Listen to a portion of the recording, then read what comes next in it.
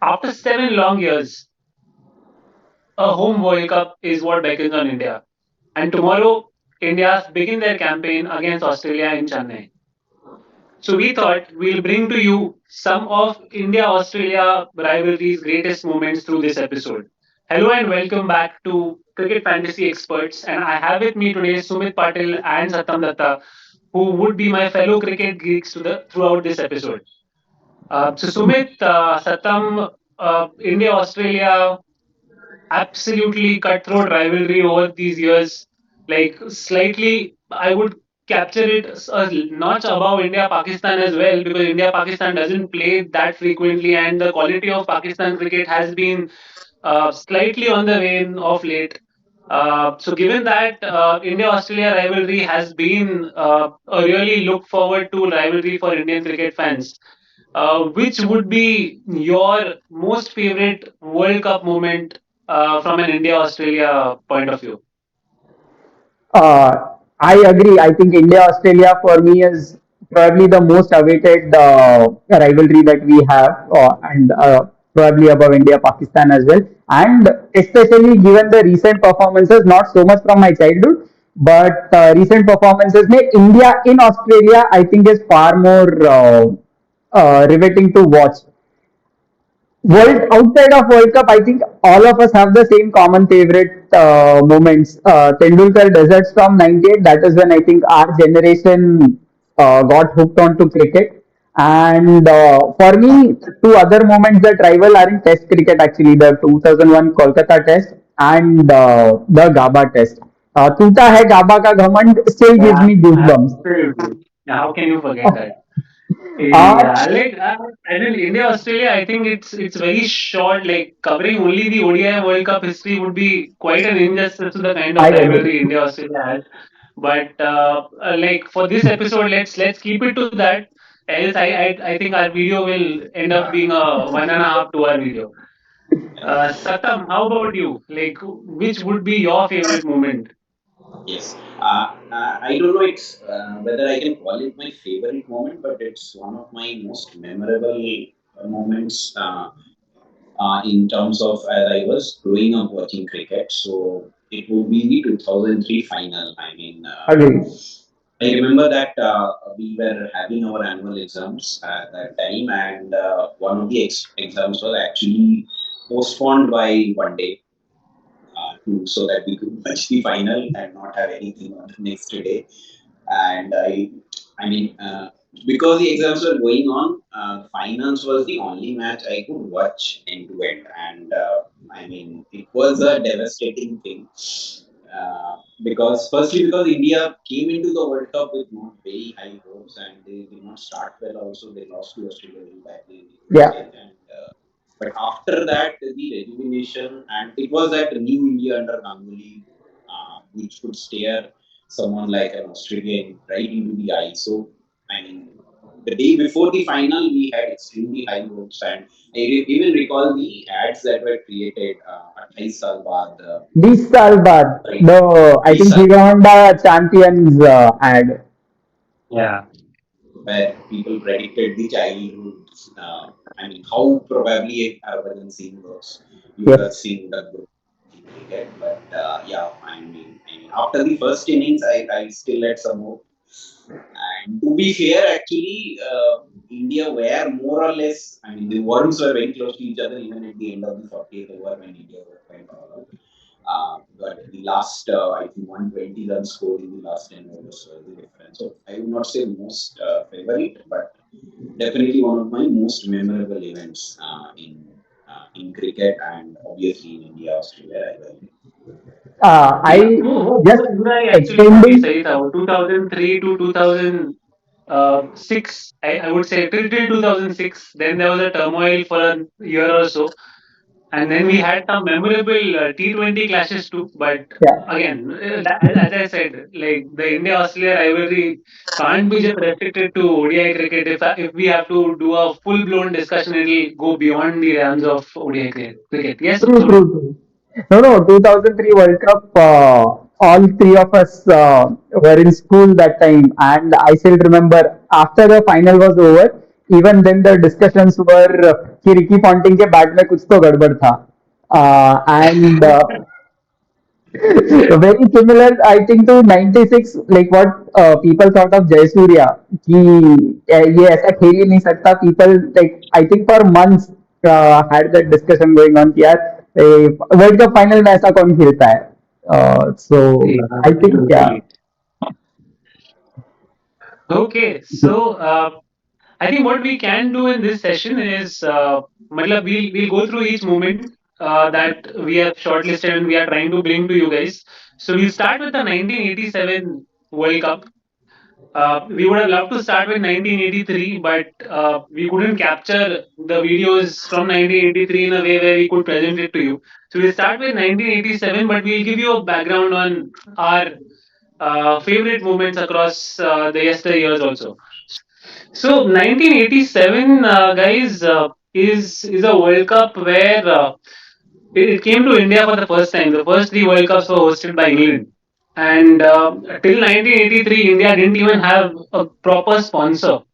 So 1987, when the Cricket World Cup came to India, that was like the first time when Reliance came onto the cricket scene as well, because it was completely sponsored by Reliance.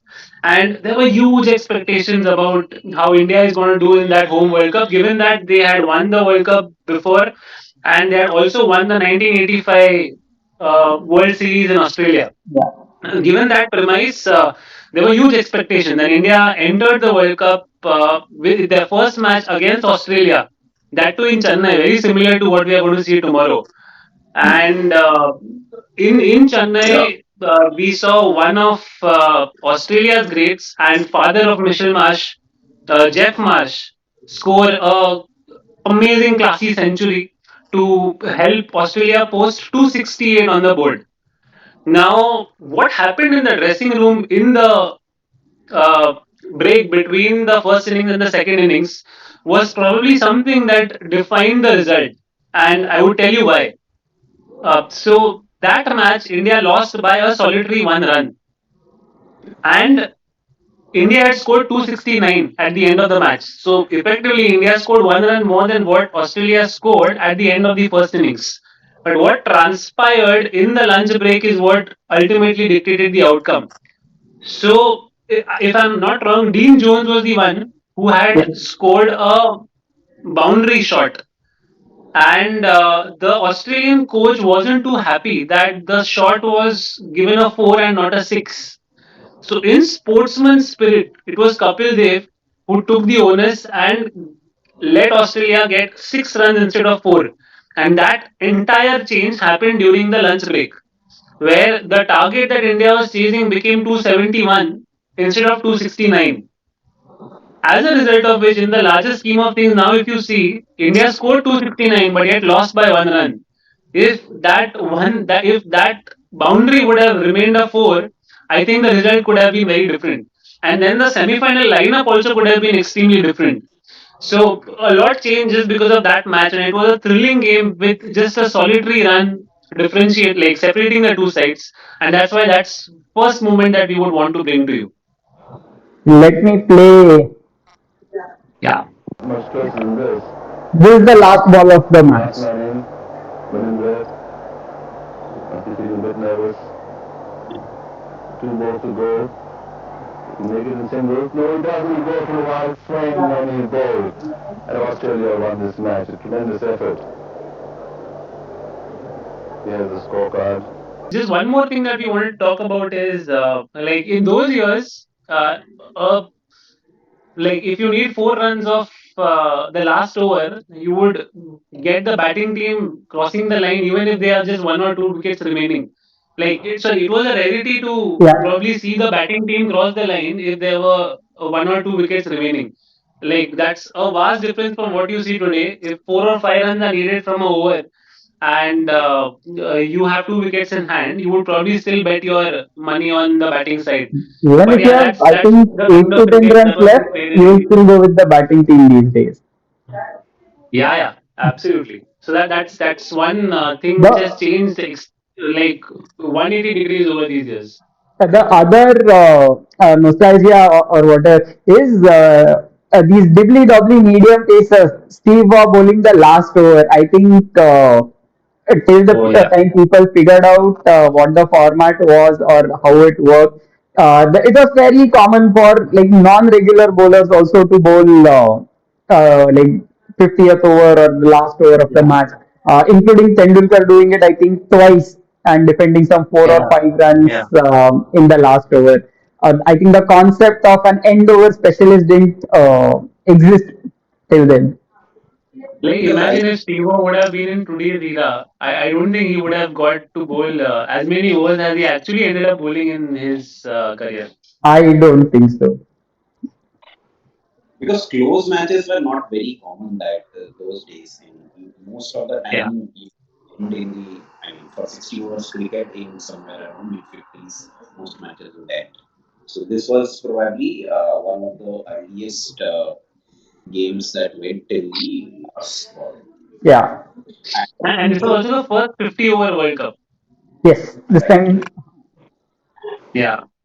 And I think it coming, I mean, if you fast forward to the next World Cup, which was actually 92, 5 years later, Yeah. there was a similar scorecard. I mean, similar in terms of that India lost to Australia in the group stage by just 1 run. And uh, Azharuddin top scored for India with 93 runs, and he was unfortunately run out. And that's probably what halted India's chase because India had a collapse after that. So I think Yeah, Indian. that was a flux World Cup, I feel. Like 1992, from a India lens, that was when the seniors were going out, like Kapil Dev, Vengsarkar, Shrikant, all of Ravi Shastri. I think Yeah. all of them were at the end of their careers, and the new generation was taking over. So I think that was a World Cup where the Indian team was in a major flux. So while that was the closest India came to registering a big win in that World Cup, I think that World Cup was quite disappointing from the rest of the matches point of view.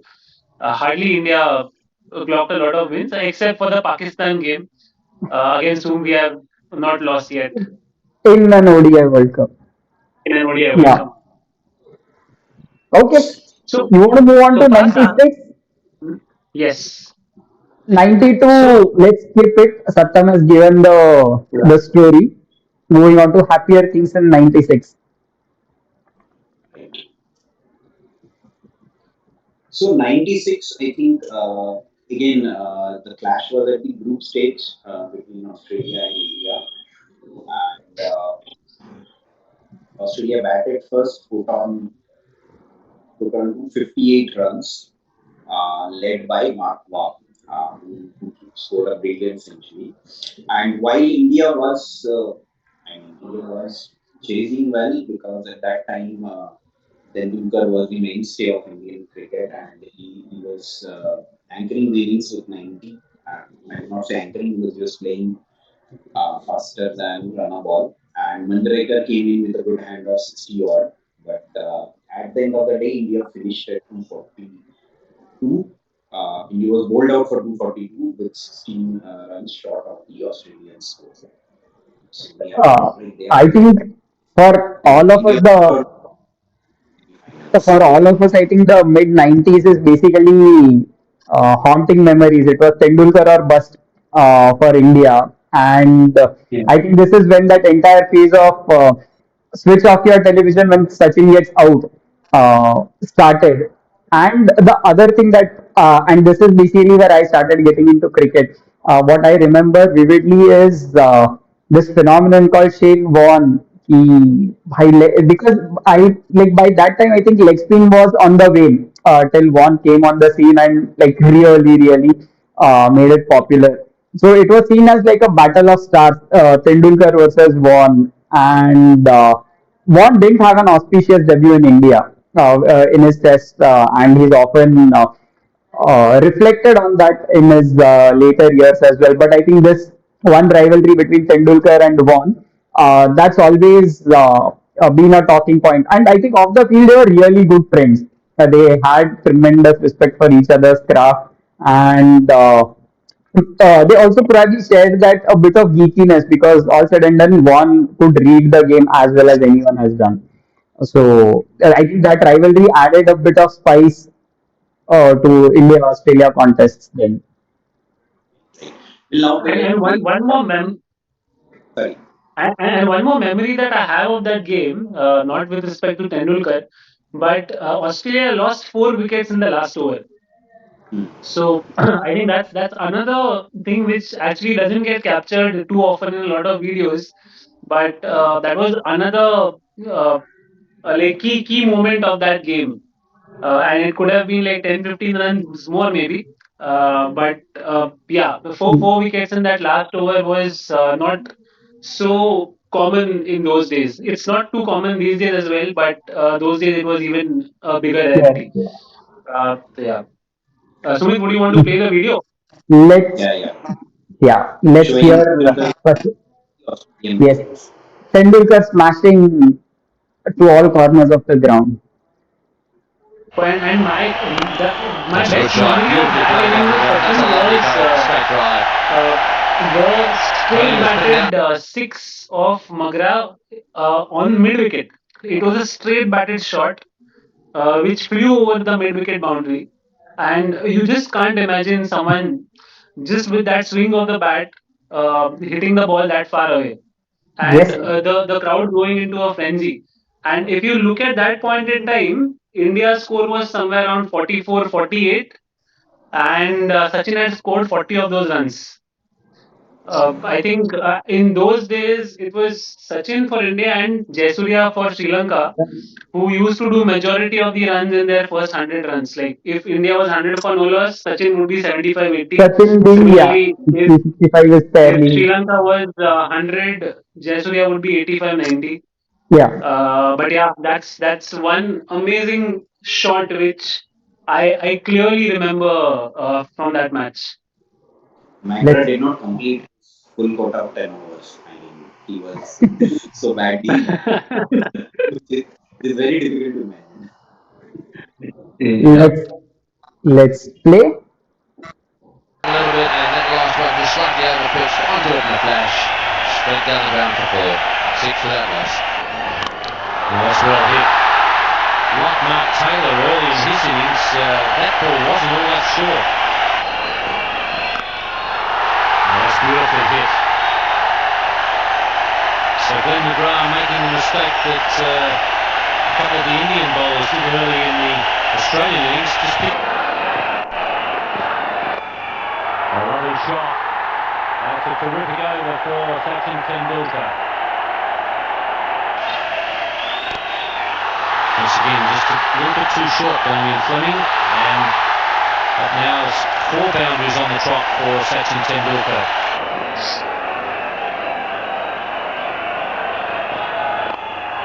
Excellent shot.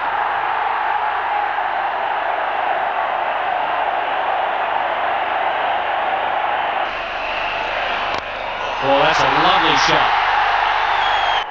And you can't see from where we are, but judging by the crowd, it's cleared the road. The ball like a football.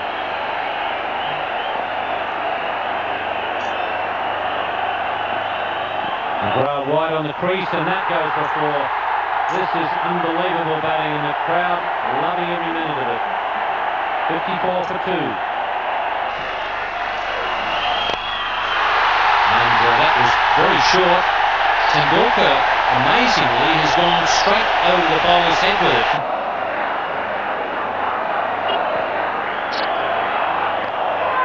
And that's a bit of good fortune once again. Now, And that that wide could be spin delivery interesting of Mark Waugh to to get see where Sachin the out. and the That umpire Yeah, was a after heartbreak of again by Shepherd that is called for a generation, replay I to would see if say. it was a four. Like I think India was 140, 150, and Sachin was on 90 something, and I'm Mark. yeah. I'm just looking at the highlights, and I think more than anything, what brings a smile to my face is seeing David Shepherd as an umpire. Yeah, he was a regular across all big games those days. Yes. All BT. And like a proper, thorough, Yeah, gentlemanly umpire. the smarter you Missed it referee, on the ground. That brings up. his finger can break a million hearts. So when David Shepherd is raising his finger and Sachin is walking on or Yes, looking at the heaven. So yes, yes. I have never seen a more brilliant picture of an emotion in a commercial, 100 for India. and it still gives me goosebumps to look at that clip. Of course, and I think the Nelson triple one. I know it's an English superstition, but uh, the tradition of standing on one leg or hopping when the score hits triple one, etc. I think all of those mannerisms have come from David Shepherd. Yeah. Mark Ward to continue. And swept by Tendulkar in the gap. Just in front of the square leg umpire for 4 runs. A short ball by Warren and Sachin Tendulkar. Quick to bounce on that. Going right back onto his stumps and pulling it through mid-wicket for 4 runs. Oh, that's out. He's got him. Yes, he's got him stumped. In fact, one. I think when, as I think Satyam was saying, when uh, that Marquardt delivery happened, India just gave up. That was the end of the game. I don't think India expected. Firstly, when the chase started against Australia, chasing 260 itself was a big task. But True. after Sachin got out, I think even if India would have been left with 15 runs, India would have been skeptical of India's chances. Yeah. So yeah, that was the era. Awesome. Going to Moving on. 1999, I don't think we have a very vivid memory of 1999 because it was a very disappointing game against Australia in the Super Six. I think the only thing that I remember is Ajay Jadeja scoring 100, exactly 100 in a losing cause. Although India never looked like they were in the game because chasing 300 in those days and Australia was about to reach their peak Yeah. when they started that unbeatable domination in World Cup history. We are not having a very clear, exciting memory about the 1999 World Cup. So we are now jumping to 2003. Although in 2003 we might not have a very vivid or a happy memory from India's point of view in India versus Australia, though there were a lot of significant things that happened in that World Cup, which actually dictate how the Indian cricket evolved in the years after that. Uh, Right. I think So 2003 was all said and done Dada's World Cup. yeah, After whatever had happened between 2000, 99 2000 with Hansi Cronier, the match fixing scandal, and then Azhar and Jadeja moving away, you needed someone strong at the helm and will instill the confidence back in the team and uh, get the team to respond to tougher situations. And I think no one in India did better than Dada. And I think it is also a testament to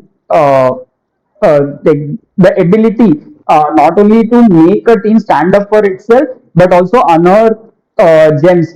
All players like Sehwag, Sehwag, Yuvraj, Mohammad Kaif, Zahir Khan, I would say even Harbhajan Singh, all Ashish of Nehra. these, Ashish Nehra, these guys came into their own during the Ganguly era. And I think 2003 World Cup, after what had happened, was just a sheer testament of that. And I think we mentioned this at the start as well. We didn't have a really good start to the tournament, and then standing up and then going to the finals. I think it was an incredible feat. Yeah. Let me play the video and then let's have a chat. Good shot. Just behind square on the offside, and it's gone for six. Wow, that is a good shot. Over the top, has it gone for six? Yes, it has. Square on the offside for six. That's a good shot also, this time from Brenda Sowag, and that is a huge over. So we lost. In the We were final, chasing. Sorry. Yeah. So from 1996 to 2003, one thing that changed is when Sachin got out. Of course, like it dented India's chances because he was our best batsman leading into that final. But having said that, we still had a lot of other batters who had done pretty well for India. Yeah. They had won the National Trophy without Sachin contributing. We had Sehwag, we had Ganguly. So the sole dependence on Sachin had reduced significantly from the 1996 World Cup. So after Sachin got out, those two shots of Ganguly and Ganguly and Sehwag, where they hit Magra over the point for a six. Talk about the aggression that that team had brought to the table and were willing to go head on with the best in the world. So I think for me, that World Cup was what changed the way Indian cricket approached ODI cricket. And the results that we saw after the 2003 World Cup, leading up to the 2011 World Cup, I think had a lot to do with the foundations that were laid in the 2003 World Cup. definitely, definitely. That never say die attitude, I think, was instilled, and that's what was carried forward by the teams to come. Yeah. It was a complete transformation for the team. And basically, I mean, although Dhoni was not there in 2003, a lot of people say that actually Dada started building the team that Dhoni took to the next level and laid Yeah. out the next generation. So we had Yeah. the generation till Gavaskar, then the likes of Dravid coming in the mid 90s to 2000s, and then Dhoni and the likes taking over to the next level. So now we'll move on to 2011 World Cup because I think in the middle one probably India Australia did not have a clash in 2007. So move on to 2011 and There was a good so reason why India Australia didn't happen in 2007. oh, yeah, 2007. I mean, ODI World Cup, they did not come face to face. Definitely, yeah, they came. I think it was in the quarter final that they came where we scored 70 or 30 deliveries and That was Semi semi, final. Yeah. semi, Semi final. correct, Semi semi semi. final. That Oh, was a that legendary was game. yes. Like That is. amazing game. I think we were somewhere close to 60 in 10 overs, and then Yuvraj Singh happened. We ended up somewhere Yeah. close to 180 in 20. Yeah. And actually it and we was forget the contribution of Robin Uthappa in Yes, that game. yes. Extremely significant contribution. That was, of course, a phenomenal game. Coming And then to I think that was the game which invented the Dhoni philosophy of getting to bowl your best bowler in the second last over and keep your probably the not so good bowler for the last over. The Joginder the Sharma Joginder phenomenon actually Sharma started in phenomenon. the semi-finals. Yeah, right. So now we come to the famous 2011 where India actually emerged the champions and India did not meet Australia in the group stage but they had a clash in the quarter final. Australia started decently with Ricky Ponting, India's nemesis, scoring 100 and I mean they put up a score of 260 which was quite competitive yes. considering it was about 12 years back. Five runs per over was considered to be quite competitive and that means Indian conditions. India was very determined and came to the fore. I mean, there were three batsmen who scored 50 plus, and with good contributions from Suresh Raina, India could close the game in the 48th over. And will now show you a couple of clips about Raina and Zain Khan. Yeah, just a context on the clip. We had a good start, a reasonable start. Tendulkar scored 50 and all that, but Yuvraj and Raina were the last recognized batting pair. There was Ashwin, I think, to follow, and we were still a good 70, 80 shot when Yeah, Dhoni got out. Dhoni left Correct? Dhoni got out. Yeah, exactly. Dhoni got out, and we still had, I think, 70, 80 to get. And And Raina was playing the first game of his World Cup. Like yes, that in that World Cup, Raina's first game was that Raina's game. first game. I think Yusuf Pathan had played the matches Yeah. before this as number seven, and they were fearless. They like Yuvraj, I think, was probably in the form of his life, even better than 2007, and really well complemented by Raina. And this this is a clip fairly like when we are reasonably close to winning and almost certain, but it's still amazing to watch. I still feel that straight six that Raina hit of Brett Lee when India needed some 22 runs was what sealed the match. Like till that point in time, although the equation looked in India's favor, but if a wicket would have fallen in that particular over, Australia would have pushed India deep. But I think that six just ended whatever hope Australia had of winning that game. And it was actually just taking their best bowler on straight up, bowling to you at 150 kilometers, absolutely fearless, and bringing the equation in India's favor like it would have been a stroll in the park, which it ended up being after that. So yeah, Let's that's see the clip on the Raina. yes. Let's see the clip. Right up goes for a big one. That is a terrific strike for six. And then UV adding the finishing touches. I think Yeah. Bradley just happened to be The, at the receiving end for both, and the Yuvraj Singh celebration. I think sparked a lot of memes after this. yeah, yeah. Like Ricky Ponting used to be India's nemesis in big tournaments. Yuvraj Singh used to be Australia's nemesis in big tournaments. Yeah, Like be it Nairobi, be it the 2007 T20 World Cup T20. or the 2011 ODI World Cup. The significance of this shot was basically Pakistan had already entered the semi-finals. This set up the India-Pakistan clash. Yeah. Let's Yeah. have a look at the winning moment. He's got that through. Nailed it through the offside. And it's an emphatic win for India. Yuvraj UV Singh on his takes it on. UV on his knees and just smashing that bat in like sheer joy or like whatever, just getting his emotions out. I think was an amazing scene for all of us to watch.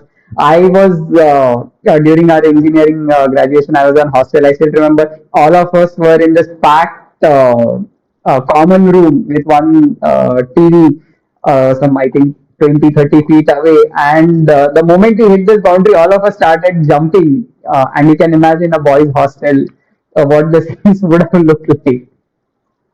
Yeah, yeah, totally. And can you imagine he was battling with cancer at that point in time? Yes, we didn't know that.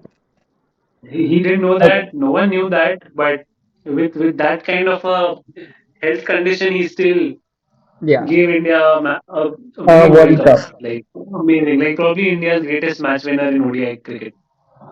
Without a doubt, I Actually, think. personally, I have a slightly different significance of this World Cup because I'm sure most of us will share similar feelings. But I realized this uh, that Sachin was towards the end of his career, and I was really worried that after Sachin, I mean, how how I would like to, I mean, how my relationship with cricket will fare out because I mean, Sachin was like a true hero, like an idol. Like I used to write essays that who is your idol, who inspires you most. Most of the time, in pick Sachin in my school days. So I was really worried that how my relationship with the game will fare out after Sachin retires. And I mean, this some of these matches actually put things to an end. Like it was no longer. I mean, although it started some time back, but it was some of these people cemented their place in my mind after this. And whenever I think of that, probably this is an era of my fandom with cricket or my fanboy moment with cricket. I remember some of these matches where things were completely rejuvenated because I found a new hero or a new idol to follow. So Okay, the next edition was 2015, where again we don't have very happy memories. India bowed out of the semi-final against Australia. Uh, Batting first, Australia scored, I think, something slightly ahead of 328, 320 something. 328, right? Yeah, and it was a very good score considering it's a semi-final. And Smith, actually the new nemesis of India, scored a century. India bowed out at around something around 230. Yeah, But around 230. one part of that chase, no, Satyam, I think India was so. Firstly, in 2015, India started that World Cup as favorites, Yeah, and I think after 2011, India has been starting every World Cup as favorites, which is something which changed after 2011. Right. 2015, we went into that World Cup, had a unbeaten streak in the group stages, defeated Bangladesh in the quarter, and then we entered the semis. Even in the semis, while when Steve Smith was batting, I think it looked likely that Australia would end up scoring 370, 380. But India did a great job towards the end of the first innings to curtail them down to 330. And then started off extremely well with Sharma and Dhawan giving them a crazy fast start, playing at 6+ runs and over.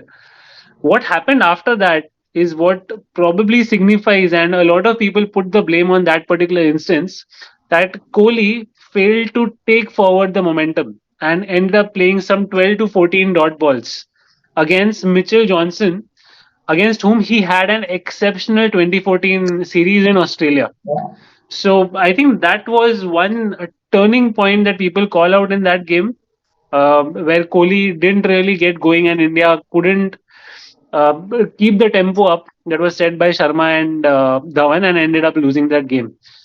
But yeah, like in spite of that, I don't think things changed after that. India continued to Virat remain Kohli is a favorites new in man global in. tournaments, be it 2016 Spectators like T20 the World Indian ones, Cup, and they were very 2017 loud. Champions Trophy, This is the key. Virat Kohli is such a 2019 good World player to Cup, have for India, and we chasing come a to total. 29 World Cup, where 13 times he's got 2019 World 100 Cup, where in India successful again chases. had Inch against a an Aussie. extremely 6 amazing innings. run right till the Strike rate of 100. semi-finals, and I truly believe that India deserved to win that World Cup for the kind of team that they had. They had the right team for the conditions, but ultimately it had to be that number four question mark, which ended up being India's nemesis. But talking about India-Australia rivalry in the 2019 World Cup, Sumit, if you could just play the clip. yes,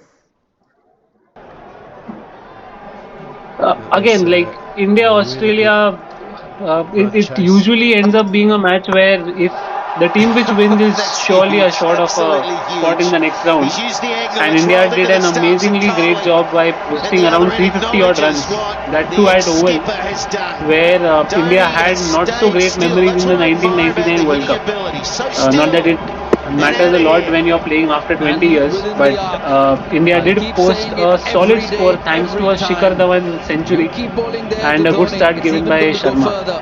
But That's a massive my hit. biggest memory of that So game we is can see when Dhoni knocked Stark for a massive six in the square leg region. Like and the response and the reaction that Kohli gave, yeah, I think that signifies how dominant India was in that tournament. Where like the kind of matches that India were having, India was winning for fun. Uh, so yeah, that was the 2019 World Cup, where India ended up winning that game. Quite a solid game, I think, for India, but it did not translate into a World Cup win. So yeah, coming to 2023, I think hope that changes. And again, I don't want to jinx, but I genuinely hope that India doesn't have as easy a ride in the semifinals, but India does end up winning games on their way. But that ensures, like Rohit Sharma ने बोला था कि he hopes कि India ऐसे मर मर के जाके जीतेगा जैसे मुंबई इंडियन करता है, because that is what needs helps the Mumbai team. Indians as per him. So hopefully India has a similar ride in 2023, and we get to celebrate another 2011. I think we've covered a lot of the World Cup matches between India and Australia, but we would definitely be remiss if we did not cover probably the greatest individual innings played between India and Australia World Cup matches. 171, Oh yes. and that is, I think, by far the greatest innings that's happened between India and Australia in World Cups, and probably even outside. I think will definitely be in the top three or so. Not a men's match. Harmanpreet Kaur, I think, in the 2017 World Cup, just announced the arrival of multiple things. Harmanpreet Kaur, Team India or women's team, and that's, I think, the pivotal point where women's cricket, the interest in women's cricket exploded in India, and a phenomenal match because they were up against Australia, and the women's Australia team is, I think, better, like if not better, it's definitely as good as the Steve Waugh or the Ricky Ponting led Aussies, the men's team of the early 2000s, right? Against that team, a marauding Australian team, Hermanpreet just took apart the attack everywhere, and this was a rain curtailed. Sorry, this was a rain curtailed match, and yeah, I don't think a lot of people actually gave India any chance कि India जीत पाएगा. And I still remember, like, of course, I didn't watch the match unfortunately that time, but later when I was going through the commentary and the highlights, the century celebration, basically there's a mix up of sorts between Harmanpreet and Deepti Sharma, and overthrows पे वो लोग भागे, and both of them like ran to the same end. And instead of celebrating her century while the third umpire gives the decision and all that, Harmanpreet was shouting left, right, and center at Dipti Sharma, and only after it flashed on screen कि भाई not out है, सब सही है and all that. That's when Harmanpreet celebrated, and then of course like calmed Deepti also down, and they just took on the match. Let's The other thing which is very interesting. Satam, you want to mention it? Yeah, right. We could not find any good video clip of the celebration or probably the entire match. There were very limited content available, and considering it's 2017, it's actually a crime. Which actually uh, which actually helps us to make a very interesting draw very interesting parallels to Kapil's 175 against Zimbabwe in 1983. So that match was also, I mean, India was under pressure, having lost a couple of early wickets, and nobody had too high hopes from the team, and that's when Kapil announced his arrival, and probably the arrival of Indian men's cricket in a way that I mean that is basically a stuff of tale of legends right now. So the same thing or a very similar thing has happened with the women's cricket. I mean, I personally did not know who Harmanpreet Kaur was, and I remember that I started getting certain updates from my friends, and that's when I started watching the match on my mobile because I was traveling at that time, and I could not pick up her name correctly. So I thought it is Harampreet, which actually translated very loosely to English means that the battering of the devil. And that's the status I put on Facebook that Australia is getting to learn some Hindi today, that they are getting battered by the devil. So I did not even know her name properly, and today probably I am very proud that I can go through almost the entire squad of women's cricket. So that's what this match actually did to our generation. The women's cricket has now been is now being followed and celebrated in a completely different dimension now. So that's the that's a very interesting parallel to 1983 that we can draw. I mean, Kapil also ended up scoring once in the 170s like Harmanpreet, and was not out at the end of the match. The other interesting anecdote, and since you mentioned Facebook, on social media, this trend started, Harman maar rahi hai, which was a very reminiscent of Sachin maar raha hai or Dhoni Mahi maar raha hai, Marra. Mahi maar raha hai. This Harman maar rahi hai like, just became a rage, and I think almost every match after that, whether she scored big, didn't score big, whenever that sweep shot came out, they started trending Harman maar rahi hai. So I think it is like a legendary knock. Very short clip that we have. Just let's have a look. And that is smashed. Terrific six. Yeah, there she goes. Yeah, that's what she does.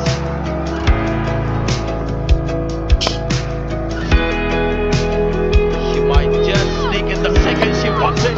Oh, Sharma has to sacrifice the wicket. Well done. It's a good thing that she responded. She wasn't taking the second.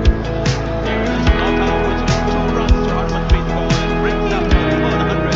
And look at the reaction. After her century, I think she just went berserk. India wasn't. It is a 42 over match, so in 36 overs, India were about maybe 196, 199 days. In the next 6 overs, we surrendered almost 90 runs, and of course, a lot of it came from Harman's bat. She just went like she tore apart the Aussie bowling attack, and they had really good players. This Australian team is simply incredible, and they have continued to be the gold standard in the game whenever when it's fighting.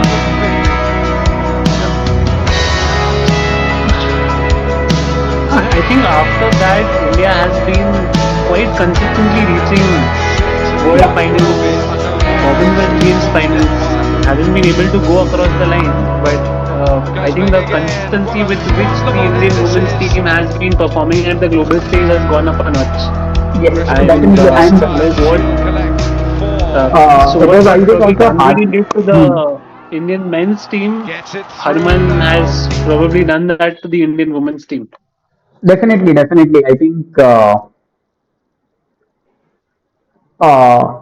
and even in attitude, the way she carries herself on and off the field, her overall persona, and the way she motivates the team goes about, I think she has a lot of similarities with Ganguly. Yeah, right. Completely.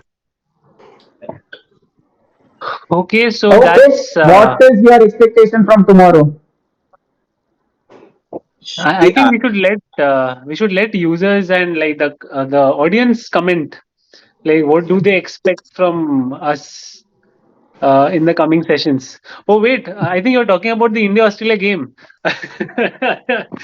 Okay, I was thinking otherwise, but I think it'll be a close game. I don't think it'll be a one way traffic tomorrow for sure. Let's see which India turns up, which Australia turns up. Australia is a bit rusty of late, so India has the upper hand. We'll start as favorites, in my opinion. But yeah, touch wood. Let's hope that India does well. yeah, yeah. Let's And hope also the it fact builds that on to like the rivalry that we have had so far. yeah, Yeah, I am slightly more hopeful because Australia does not have very good spinners or as good spinners as India, and considering it's in Chennai, and I would definitely pick Ashwin in the team because he has a good record against Australia across formats. So I am quite hopeful that India will win. And but I mean, looking at the context, I mean, given the rise of the T20 cricket and everything, uh, my feeling is that probably the entire future of ODI cricket depends to a large extent on how this World Cup fares out, and especially how tomorrow's game fares out, because uh, these two are the most competitive sides in the world cricket today, and a lot will depend on how tomorrow's game goes. I mean, especially in the future for the future of the ODI. Let's hope for a cracking match. I think Chennai is a good venue, and of course, the audience, the spectators are an extremely knowledgeable, enthusiastic crowd. Let's hope it builds more memories for us. Do share your favorite memories from India, Australia World Cup, or otherwise. See you. yeah.